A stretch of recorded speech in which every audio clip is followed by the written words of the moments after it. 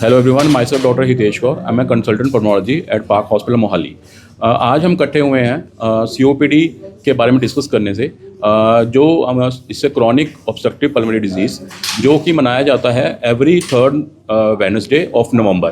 तो जैसे कि जो थर्ड वेडनेसडे है नवंबर का वो कल आ रहा है, तो इस वर्ल्ड सीओपीडी डे कल मनाया जा रहा है। तो बेसिकली सीओपीडी में होता क्या है, जो हमारे जैसे नाम सजेस्ट करता है कि इस क्रॉनिक डिजीज़ जिसको डेवलप होने में टाइम लगता है, क्रॉनिक है और ऑब्स्ट्रक्शन है किसमें, एयरवे डिजीज़ में, एयरवे में, जिसमें जो अपना हमारे जो हवा लेने की और छोड़ने की जो कैपेसिटी है वो कॉम्प्रोमाइज़ होती है, जिस करके जो हमारे सिम्टम्स है जिसमें सांस लेने में प्रॉब्लम आना, खांसी होना और चेस्ट टाइटनेस होना, वीजिंग होना, ये बहुत कॉमन है। Basically it's a disease of a smoker.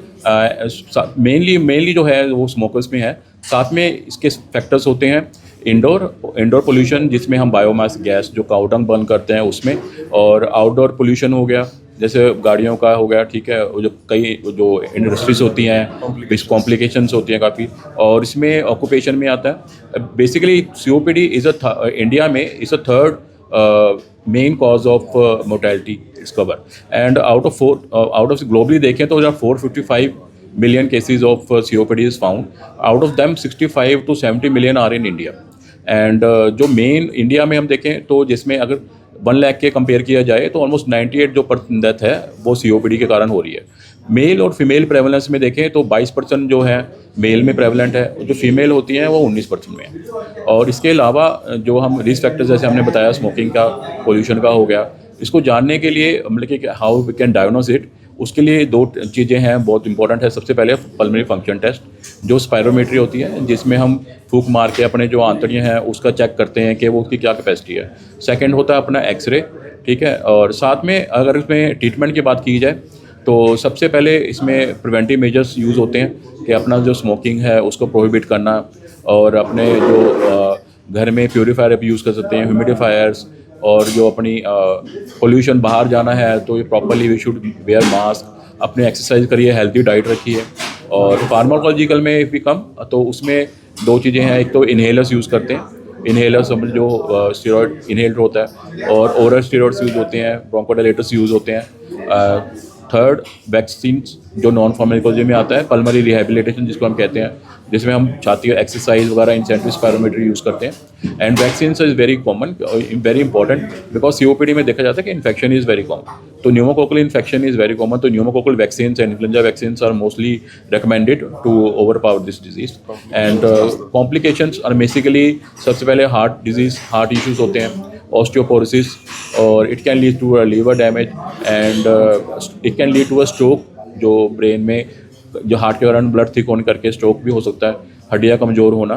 तो these are the things basically जो मेन सीओपीडी में कवर करते हैं things. It is asthma is a disease of early, जो मतलब कि अर्ली एज में डिटेक्ट होता है। जो सीओपीडी है मोस्टली वो देखा जाता है कि after 40 years of age develop होता है, ठीक है।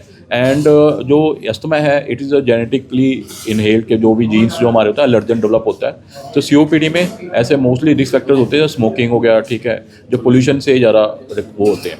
और इसमें मेन और साथ में ये है कि जो ये है प्रोग्रेसिव, जो अस्थमा सीओपीडी इज़ प्रोग्रेसिव, ठीक है। अस्थमा इज़ प्रिवेंटेबल, मतलब कि इफ़ वी टेक इनहेलर्स, जो उसकी रिवर्सिबिलिटी है हमारी एयरवेज की वो रिवर्स हो जाती है और सिम्टम्स जल्दी रिवर्स हो जाते हैं उसमें, ठीक है। म्यूकस प्रोडक्शन जो होता है वो सीओपीडी में, और सिम्टम्स जो स्वेयरनेस है वो इसमें सीओपीडी में ज़्यादा माना जाता है, और जो लंग प्रोग्रेसिव जो फाइब्रोसिस है वो सीओपीडी में ज़्यादा होता है। तो दीज आर द बेसिक्स हैं, और वैक्सीन जो यूज़ होती है सीओपीडी में वो ज़्यादा इफेक्टिव है। और एक दीज आर बेसिक जो अवेयर करने के लिए आज क्या मैसेज रहेगा? मैसेज सर वही है कि जैसे कि विंटर सीजन स्टार्ट हो रहा है, तो इसमें जैसे हवा का जैसे ठंड बढ़ेगी आगे और भी जैसे ड्राई एयर होगा, तो वो जो चीज़ वो हवा है वो हमारे लंग्स के लिए काफ़ी इरिटेंट है। तो वो चीज़ों का हमने घर पे जितना बुजुर्ग जो हैं बेसिकली बहुत ज़्यादा प्रोन टू होते हैं, जिनके कारण डायबिटीज़ या कोई हाइपरटेंशन है, हार्ट की प्रॉब्लम है, they are more prone to get this problem. तो उस केस में उनको थोड़ा बाहर जाएँ, ठीक है, तो मास्क वेयर करें। और ठंड के कारण मोस्टली ये होता है कि हम मोस्टली जो घर में रहना पसंद, जैसे घर में रहते हैं लोग, ठीक है, तो मोस्टली एक है कई बार कि अगर एक बंदे को फ्लू हुआ, कोल्ड हुआ है, तो वो ठंड अंदर होने के कारण के जो बुजुर्ग हैं उनको जल्दी तो वो चीज़ों का भी ध्यान देना हमें कि अपने बुजुर्ग हैं उनको जो बाहर कोल्ड करके अपने को किसी को हुआ है तो वो प्रिकॉशन उनको प्रोटेक्ट रखना उस चीज़ से, ठीक है। तो दीज आर थिंग्स।